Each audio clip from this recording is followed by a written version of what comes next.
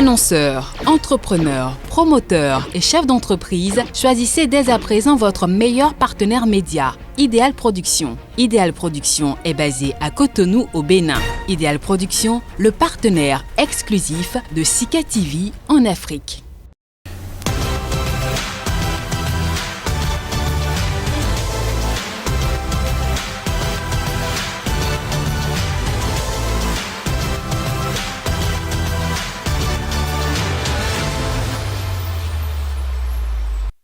Bienvenue à tous, mesdames, messieurs, sur la ligne de départ pour un second mandat, les notes pour le chantre du Bénin révélé, Patrice Talon, soit pour saluer cette candidature ou pour la rejeter, pleuvent dans presque tous les secteurs. Un simulacre d'exercice d'annotation à travers ce numéro de votre émission 100% Bénin. Secteur en vue, la diplomatie béninoise, plus précisément le réaménagement voilà, de la carte diplomatique béninoise. Ce sera autour du thème « Nouvelle carte diplomatique béninoise, une prouesse ou une réforme mal articulée ». Le débat, ce sera avec un diplomate de carrière et ancien ministre des Affaires étrangères. Avant de le retrouver, la une des journaux.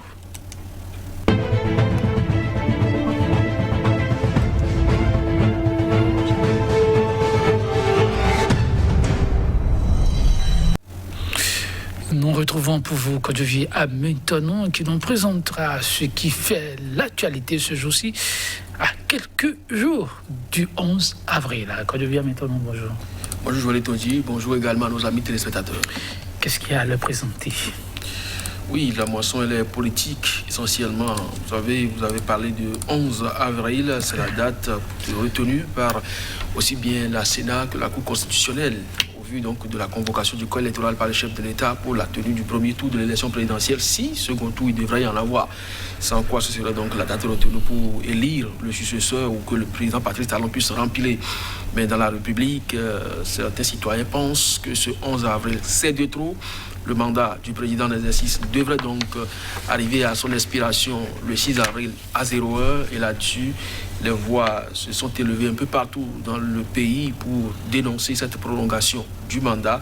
C'est ce que d'aucuns appellent les manifestations pacifiques pour la fin du mandat de Patrice Talon. Et c'est donc entre autres sujets qui occupent le devant de l'actualité, sans oublier que au niveau des duos, les 3 duos en liste, il y a quand même un qui continue de clamer haut et fort qu'il faut quand même une confrontation des idées. Et c'est bien sûr René Agossa qui le chante.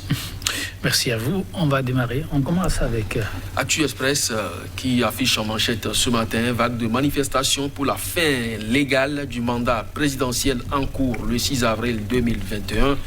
La volonté populaire dans la rue, les Béninois teignent sur le respect de la Constitution de 90, de multiples appels au calme. Entre propositions hardies et adaptées, René Agossa invite au débat d'idées. Le journal Info Matin, manifestation publique contre la prolongation de mandat, l'armée béninoise très séduisante.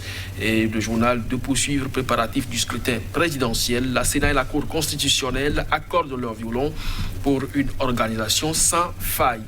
La boussole, polémique autour de la prolongation du mandat de Talon, des manifestations de protestation et de vandalisme généralisés dans le pays. Le gouvernement prendra ses responsabilités, a dit Orunla. Et puis le journal nous propose ici le message de séduction des 3 duos candidats. L'Afrique en marche cette fois, 6 avril 2016, 6 avril 2021. Le mot d'ordre de l'opposition bien suivi, le peuple dit non à la forfaiture. C'est une interrogation. Bénin, gouvernance de la rupture. Quel bilan pour Talon 5 ans après? Les dérives du régime toujours d'actualité. Le confrère de la matinée, alternance à la tête de pays africains, les cours constitutionnels, otage de la démocratie. C'est tout un dossier qui a été consacré à la question et là-dessus, le journal note avec satisfaction que le Nigeria, l'Afrique du Sud et la Tunisie font exception à cette règle-là. Pendant ce temps, en Afrique de l'Ouest, francophone surtout, c'est là on bat le triste record. Au niveau de l'Afrique australe et centrale, eh bien, la démocratie est à l'épreuve de la résistance pour ce qui concerne les cours constitutionnels. Le nouvel observateur contre la prolongation du mandat quinquennal, des foyers de tension un peu partout, des scènes qui n'honorent pas le Bénin. Et puis violation de la loi numéro 2019-43 du 15 novembre 2019 portant code électoral en République du Bénin. Le Central Justice alerte contre un scrutin qui serait entaché de beaucoup d'irrégularités. Et puis tensions sociopolitiques au Bénin. Azanaï met le grappin sur Talon et Djogbenou. Le pays émergent, manifestation pacifique lancée pour annoncer la fin du mandat du président Patrice Talon. Déjà beaucoup de dégâts matériels enregistrés. Tchaourou, Banté, Savé, Parakou, Kandi et autres villes en ébullition, les forces de l'ordre dans un rôle d'encadrement. Le journal Le Télégramme, à propos des tensions socio-politiques, le duo Koué-Agossa pour la paix et l'alternance pacifique par la voie des urnes. Affaire 6 avril, fin du mandat de Talon, échauffourée dans le nord et les collines, mais des manifestations réseaux sociaux dans le Zoom, Monokoufo, littoral et puis Atlantique. L'écho info devant la surdité montante des tenants du pouvoir. La colère monte au Bénin jusqu'où ira les exacerbations populaires quand la coupe est pleine. Ceux qui l'ont remplie ne peuvent rien augurer. Et puis malgré les casses observées ça et là, Komikuchi a salué la discipline et la non-violence des manifestants et a réitéré son appel à éviter la violence. Matin libre, Bénin, après les manifestations d'hier, Talon en place. Le calme est revenu dans la soirée. Cotonou, la campagne électorale s'est poursuivie. Timide réaction à Porto Novo. Et c'est avec donc ce journal que nous allons refermer la une pour le compte de ce matin. Merci à vous. Quand je viens à Méton, nous allons démarrer. Pourquoi pas exactement là où vous avez commencé avec Actu Express qui revient sur les faits ayant marqué la journée du 6 avril. Oui, le journal de nous proposer ce titre donc à cet effet, la volonté populaire dans la rue, les Béninois teignés sur le respect de la Constitution de 90, de multiples appels au calme. Je crois que c'est pratiquement ce titre qui résume la journée de ce 6 avril au Bénin où déjà à 0 heure, des populations sont montées au créneau un peu partout dans la République pour siffler la fin du mandat constitutionnel du président Patrice Talon qui a pris corps le 6 avril 2016 et qui en principe, au vu du respect de la Constitution de 90 énumérée par Actu Express ici, devrait effectivement finir le 6 avril 2021. Mais il se trouve quand même que des députés se sont retrouvés pour 2019 adopter une nouvelle disposition fondamentale. On ne l'appelle pas Nouvelle République, mais toujours est-il que c'est une constitution révisée qui prolonge donc de 45 jours le mandat du président Patrice Talon. Alors, ils ont dit en son temps que le chef de l'État n'est pas demandeur, mais aujourd'hui, il est mis donc devant une situation confuse. Est-ce qu'il poursuit son mandat ou il arrête effectivement le 6 avril ? Non, le Matin Libre, par exemple, nous fait constater qu'il est toujours là, en place, en tant que président de la République, mais les populations n'ont pas manqué de signaler la fin de ce mandat. Depuis le 6 avril à ce jour, 7 avril, les manifestations se poursuivent un peu partout dans la République. Et Info Matin d'observer une certaine discipline aussi au niveau des forces armées que le quotidien qualifie de séduisante dans la démarche. Oui, parce que le pire était quand même à craindre quand on sait très bien que depuis quelques années, eh bien, aucune manifestation publique n'est autorisée dans la République. Des lignes rouges ont été tracées un peu partout où pour peu que 3 ou 4 personnes se réunissent quelque part, les forces de sécurité interviennent avec la méthode la plus dure possible pour les disperser. Donc tout le monde s'attendait à ce que l'atmosphère politique déjà viciée puisse vraiment dégénérer le plus facilement possible par ces manifestations notées un peu partout, ça et là. Est-ce que c'est une stratégie que l'armée a adoptée ou ce sont les appels des institutions? Parce que vous vous rappelez, l'ambassade des États-Unis avait déjà appelé l'armée à rester et protéger le peuple, mais pas rester forcément à son côté, mais protéger le peuple béninois dans les heures qui vont suivre. Donc hier, on a noté quand même des forces de l'ordre qui côtoyaient, que ce soit les militaires ou les policiers, qui côtoyaient les manifestants un peu partout. On a vu même une scène à la limite insolites où des militaires sont à bord de leur pick-up et qui conduisaient donc des manifestants. Ça s'est passé à Tchaourou. Donc c'est dire simplement que les manifestations se sont déroulées dans la convivialité, mais il faut noter aussi des actes de vandalisme, une station radio qui a été mise à sac, un pont péage qui a été détruit et que la maison également d'un député qui a été saccagée. Je ne crois pas que ce soit des faits auxquels on doit pouvoir s'habituer. On peut manifester dans la rue, occuper l'espace public, mais s'en prendre à des biens publics que privés, c'est quand même pas trop gain.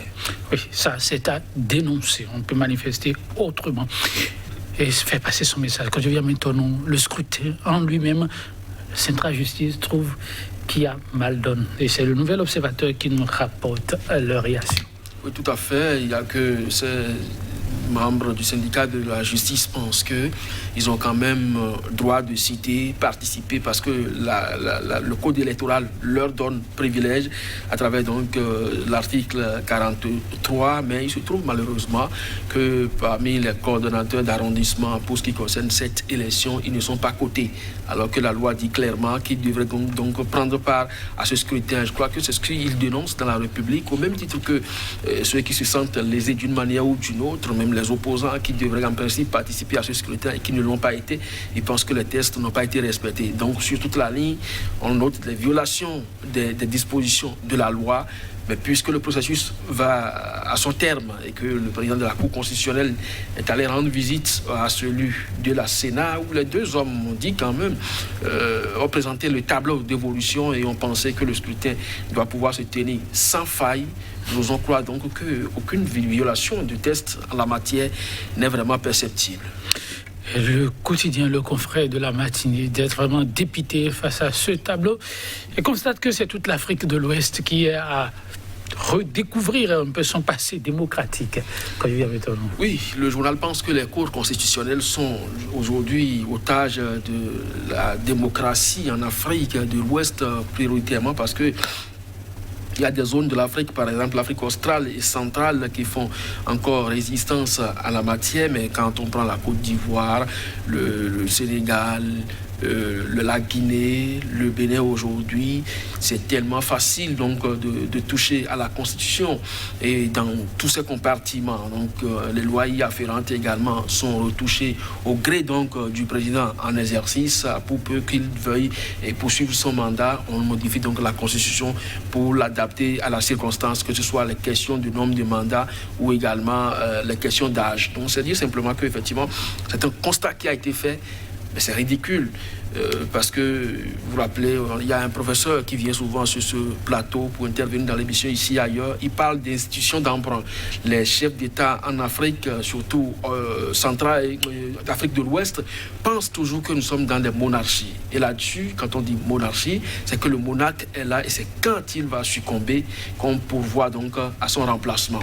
Donc quand les présidents viennent au pouvoir, ils ne se voient pas donc dans l'obligation de céder au bout de 2 ou 3 ans encore qu'ils aient encore la force physique pour poursuivre l'œuvre. Donc, est-ce qu'il faut partir alors qu'on a créé déjà beaucoup de situations qui peuvent nous rattraper? Non, il vaut mieux s'éterniser parce que personne n'est là donc pour s'opposer à cela. Donc c'est ça aujourd'hui, ces institutions d'emprunt qui ne répondent pas véritablement à nos pratiques culturelles et cultuelles. Et là-dessus, violer les constitutions, ça ne gêne personne. Dommage, oui. Et ce sont pas des attitudes qui manquent de conséquences. Nous allons boucler avec l'éco-info. Oui, le journal se demande jusqu'où bien les exacerbations du peuple peuvent aller, mais aussi il rapporte Komi Koutié qui a salué la discipline et la non-violence des manifestants et a retiré donc son appel à éviter la violence. Et je crois que c'est ce que nous avons tout à l'heure remarqué. Effectivement, les actes de vandalisme ont été dénoncés sur ce plateau. Je crois que chacun dans son coin doit pouvoir donc dénoncer cela. Les infrastructures publiques ou privées restent public et privé à la fois, et même si Patrice Talon doit partir ou pas, eh bien tout ce qu'il a réalisé aujourd'hui, ce sont Quinquennat doit pouvoir rester pour servir donc celui qui va lui succéder, ou si c'est lui-même qui doit rester. Et là-dessus, profitez donc à tout le peuple. Et lorsque vous manifestez pour dénoncer la prolongation du mandat et vous en prenez donc aux infrastructures publiques qui devraient participer du développement, je ne crois pas que ce soit bonne chose. Et donc il faut saluer vraiment le sens de la non-violence qui doit caractériser n'importe quelle initiative dans la République, que ce soit au niveau de l'armée ou du peuple. Et ça, c'est à dire et à marteler. Non à la violence. Que Dieu maintenant, merci d'avoir été des nôtres. Chers téléspectateurs, on s'en arrête là, mais on se revoit demain.